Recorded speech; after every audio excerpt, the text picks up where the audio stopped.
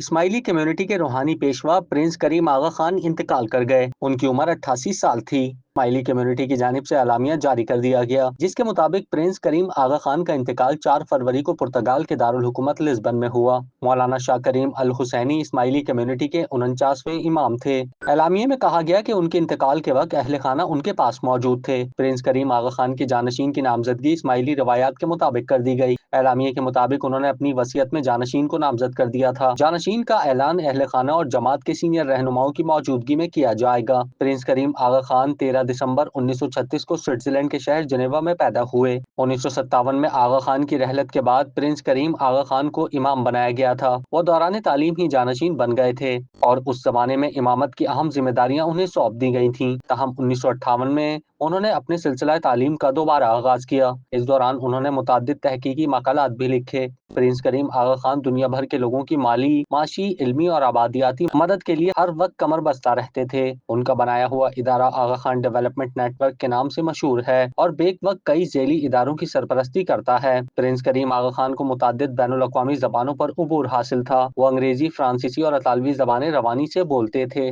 کیا آپ کاروبار کی تشہیر چاہتے ہیں یا social media plate form manage کرانا چاہتے ہیں تو دیر کیسی، ابھی رابطہ کریں اونلی نیوز کی ٹیم سے۔ ہمارا کانٹیکٹ نمبر آپ کی اسکرین پر ہے۔